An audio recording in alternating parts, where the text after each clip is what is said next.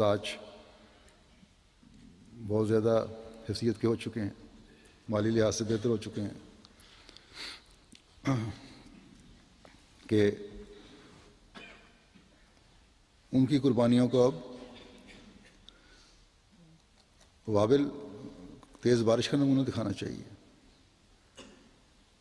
یہ صورت اختیار کرنی چاہیے تاکہ ان کے اور ان کی نسلوں کے اعمال کے درخت ہمیشہ سرسبز رہتے چلے جائیں۔ حضرت مسیح موعود علیہ السلام نے تو 1 روپیہ قربانی کرنے والے کو ابھی ذکر اپنی کتابوں میں فرمایا ہے، جو معمولی قربانی تھی، جس نے ایک مستقل ایک اپنے اوپر لازم کر لیا تھا کہ 1 روپیہ ہر مہینے ادا کریں گے۔ آپ کے صحابہ کے کیسے کیسے قربانی کے نمونے تھے، ان میں سے ایک مثال دیتا ہوں میں۔ چودھری عبدالعزیز صاحب احمدی اوجلوی پٹواری تھے، ان کے بارے میں قاضی محمد یوسف صاحب پشاوری فرماتے ہیں کہ گرداسپور میں حضرت مسیح موعود علیہ السلام نے مالی قربانی کی تحریک کی۔ چودھری عبدالعزیز صاحب پٹواری خود آ کر حضور علیہ السلام کی خدمت میں 100 روپیہ چاندی کا پیش کر کے گئے اور کہا کہ خاکسار کے پاس یہی رقم موجود تھی جو میں لے آیا ہوں۔ قاضی صاحب کہتے ہیں کہ مجھے اس پٹواری کی اس قربانی پر بڑی حیرت ہوئی اور رشک بھی آیا کہ ایک پٹواری جس کو 6 روپے ماہانہ تنخواہ ملتی ہے، کس طرح اخلاص کے ساتھ اس نے قربانی پیش کی ہے۔ قاضی صاحب پھر لکھتے ہیں کہ خدا تعالیٰ نے اس کے اخلاص کے عوض اس پر بڑے فضل کیے، اس پر بڑے فضل کیے۔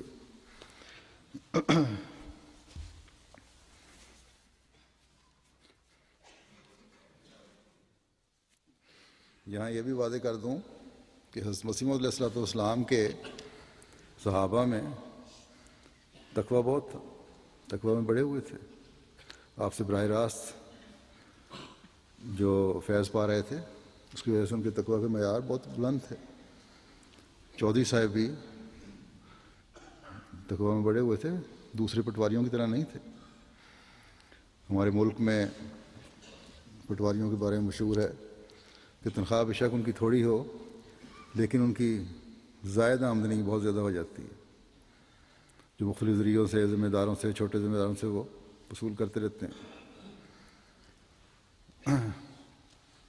اور جو بعض ایسے بھی ہیں جو جب ریٹائر ہوتے ہیں تو ان کے پاس دولت بھی ہوتی ہے، کئی ایکڑوں کے مالک ہوتے ہیں، بلکہ 100 ایکڑوں کے مالک بن جاتے ہیں۔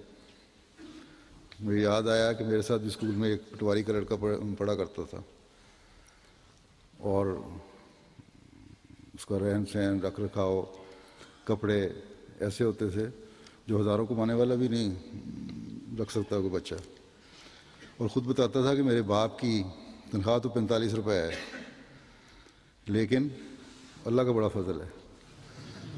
گویا اللہ تعالیٰ کے فضلوں کے معیار جو ہیں وہ بدل گئے ہیں، جو ناجائز آمد ہے وہ اللہ کا فضل بن گیا، جو جائز آمد ہے وہ حکومت کی تنخواہ بن گئی۔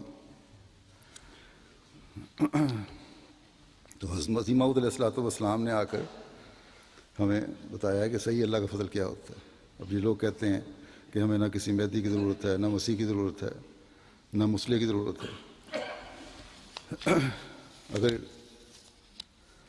اس چیز کو تسلیم کر لیں کہ اس کی ضرورت ہے اور ماننے والے کو مان لیں تو تب صحیح پہچان ہو سکتی ہے کہ اللہ کا فضل کس طرح ہوتا ہے اور کیا چیز ہے۔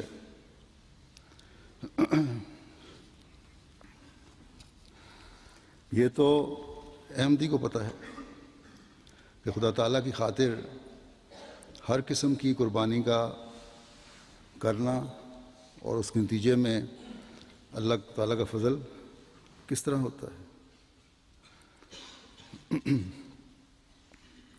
وابل ہو یا تل، تیز بارش ہو یا ہلکی بارش، بڑی قربانی ہو یا تھوڑی قربانی، دولت مند ہوں یا غریب، اللہ تعالیٰ کی رضا کی خاطر کی گئی قربانیاں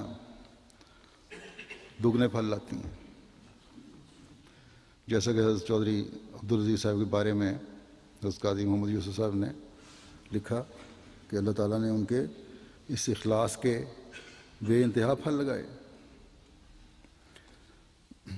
تنخواہ کے ساتھ شاید تھوڑی سی ان کی زمین بھی ہو، اون پٹواری دیہاتوں میں رہنے والے ہوتے ہیں، کچھ نہ کچھ ذمہ دارہ ہوتا ہے جس کی آمد بھی ہوتی ہوگی، اس کی وجہ سے کچھ رقم بھی جمع کر لی ہوگی.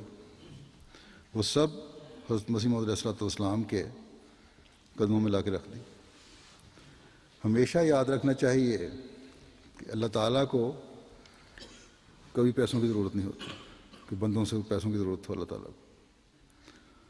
اللہ تعالیٰ جب قربانی کے لیے فرماتا ہے تو بندے کو ثواب دینے کی خاطر، اور یہی حال اللہ تعالیٰ کے انبیاء کا ہوتا ہے. انہیں اس بات کی فکر نہیں ہوتی کہ اخراجات جو ہیں جماعت کے کس طرح پورے ہوں گے.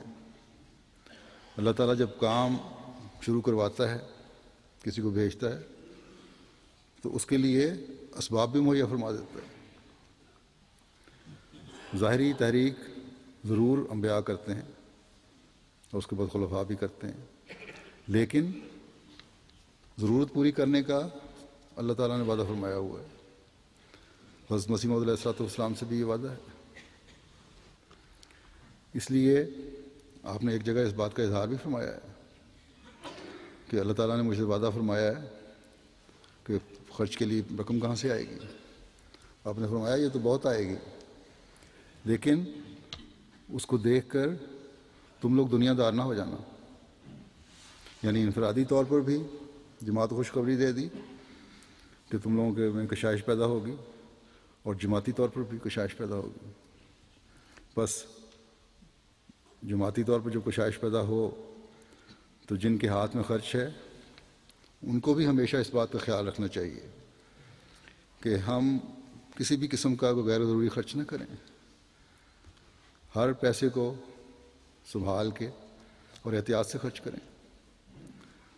غریب قربانی کر رہے ہیں یا امیر قربانی کر رہے ہیں، اس کو سوچ سمجھ کر خرچ کرنا یہ خرچ کرنے والوں کا کام ہے اور بہت اہم کام ہے، تاکہ جہاں وہ خدمت دین کر رہے ہیں، خدمت سلسلہ کر رہے ہیں، ان خرچوں کو سنبھال کر اللہ تعالیٰ کی رضا حاصل کرنے والے بھی بنے.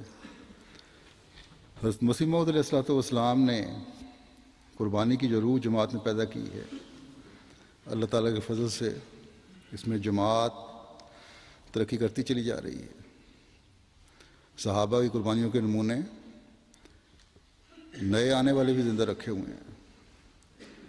دنیا کے دور دراز علاقوں میں جہاں بھی جماعتیں قائم ہو رہی ہیں، غریب لوگ ہیں لیکن مالی قربانیاں بھی کرتے ہیں. ہلکی بارش بھی ان کی قربانیوں کو پھلوں سے لاد رہی ہے، اور وابل کے نمونے بھی ہمیں نظر آتے ہیں. تیز بارش کی طرح مالی قربانیوں میں ان کے ہاتھ کھلے ہوئے ہیں، اور اس کے نتیجے میں اللہ تعالیٰ کے فضلوں کی بارش ان کے کاروباروں کو کئی گنا بڑھاتی چلی جا رہی ہے. اس وقت میں نے چند واقعات لیے ہیں جو آپ کے سامنے پیش کرتا ہوں.